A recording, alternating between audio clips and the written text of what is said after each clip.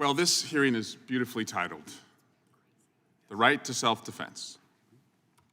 I see some moms who are here who would like to talk about the right to self-defense, because a lot of moms lost their children in many of the mass shootings conducted with assault weapons over the last 10 years.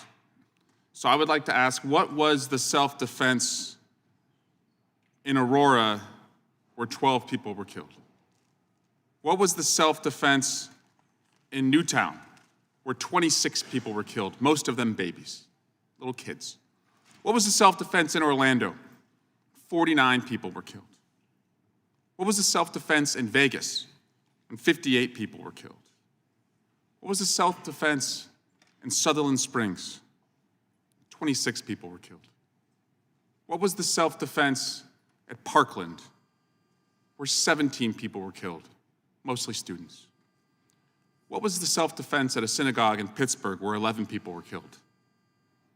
What was the self-defense in Thousand Oaks, where 12 people were killed? What was the self-defense in Gilroy, where 3 people were killed? What was the self-defense in El Paso, where 22 people were killed? What was the self-defense in Dayton, where 9 people were killed? Or Boulder, where 10 people were killed?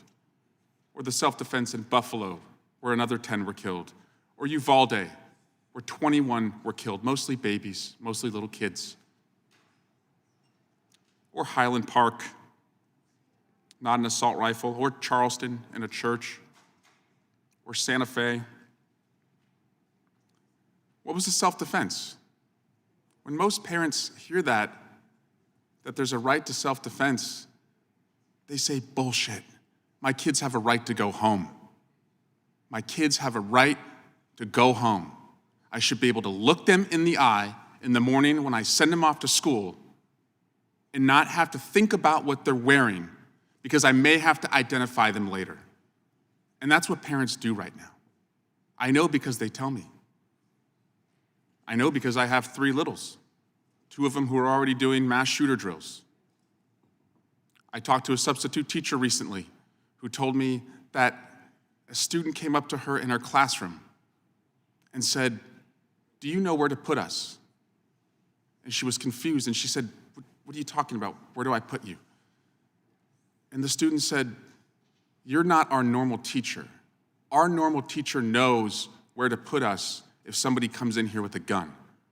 Did they tell you where you're supposed to put us?" Those are the questions that our children are asking right now. Will you protect me? Do you think they feel protected by this hearing? By putting into our streets and our communities the most dangerous weapons so they can go into the hands of the most dangerous people? That doesn't protect anybody. Mr. Jackson, I wanted to ask you, and thank you for your work. Can you think of a legitimate purpose for an untraceable, unregistered gun? No. So would you agree that the only reason you need a what's called ghost gun is because you're a prohibited purchaser and you can't get one any other way, or you intend to commit a crime and you don't want people knowing where the gun came from? Exactly. I'd like unanimous consent, Mr. Chairman, to enter into the record a California Department of Justice report on California's fight against ghost guns. Without objection. Mr. Jackson, can you talk about some of the preparations and trainings and studies you and your office had done around mass shootings and what we can do to not traumatize our kids, because I think there is trauma associated with having to go through some of these drills, but to also not leave them unprepared if that ever came to their classroom? Yeah, I mean, we looked pretty intensely at how guns are impacting our schools and frankly, what steps have been taken. And one thing that was clear is that the biggest threat are guns that are coming from the home. 76% of school shootings come from the home, and not just some boogeyman in the alley. But the real work that needs to be done is engaging parents to be more responsible in securing and storing their firearms to help prevent these tragedies. That's not taking anyone's gun. That's just saying there's things you can do to lock it up and keep it safe. Exactly. Thank you. I yield back.